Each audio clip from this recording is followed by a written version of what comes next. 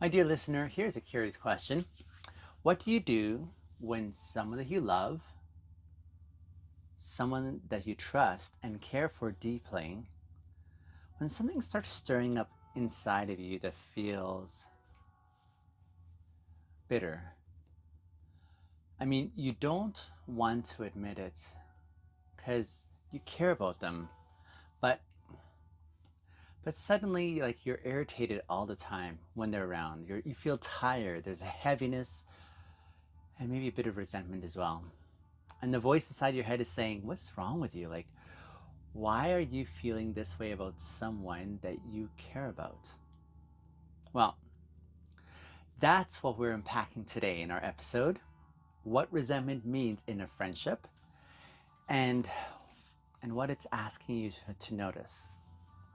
Welcome back. I'm so glad you're here. Thank you for making space in your day for this kind of conversation. We do some deep dives, don't we? And I appreciate you sticking around for them and processing them with me.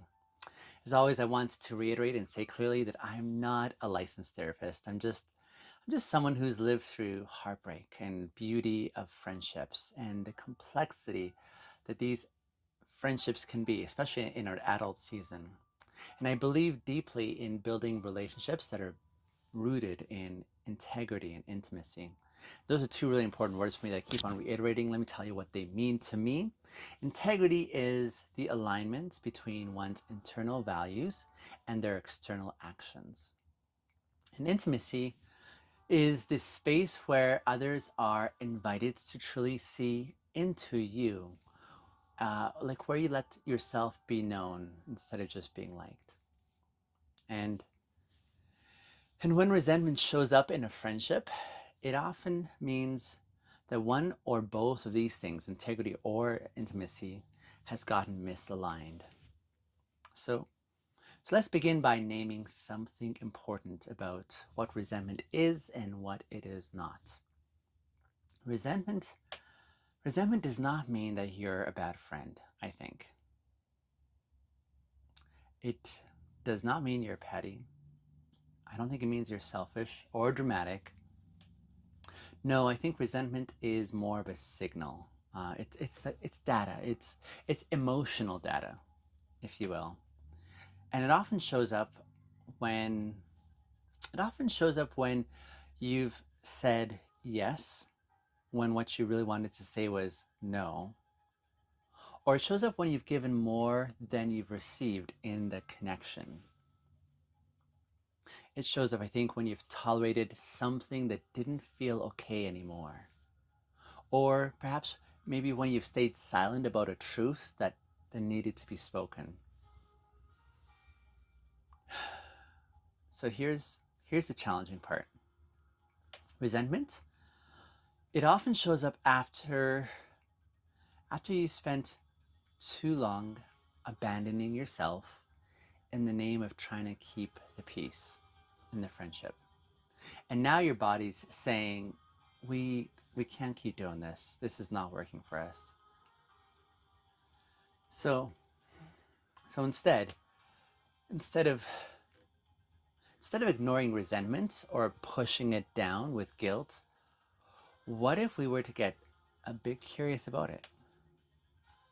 So let's explore a few of the most common roots of resentment in friendships. I came up with both three. If you've got more to contribute, put them in the comments below. Firstly, I think of unspoken needs. Unspoken needs where you keep showing up hoping that your friend will intuit what you need, and when they don't, you start to feel unseen. But my dear listener, how can someone meet a need that you've never spoken or named? So here's where I'd ask, have I actually communicated what I'm craving from this friendship? Or have I expected them to read my silence as a signal? Which doesn't sound really fair, does it? Secondly, I'm thinking of repeated over functioning. Here's where you're always the planner. You're the check-inner, if I can make a name up, the one who holds space, and it started from love, but now you're feeling tired and unappreciated and invisible. So here I'd be asking, what shift would I experience if I did 25% less in this friendship? Or if I stopped holding both sides of this relationship, would it still even exist? And then thirdly, I think of the silent boundary crossings that often happen, where you've let little things slide, like comments, inconsistencies, lack of reciprocity. And now your body's signaling that something needs to be addressed. So here I'd be asking, where have I felt uncomfortable but I stayed quiet? Or or what is my resentment trying to protect me from? So here's an invitation of what to do when resentment shows up. I would say, don't make yourself wrong for feeling resentful, but don't unload it carelessly either. Instead of instead of doing that, bring integrity into that moment with you. Start with self-inquiry of sorts.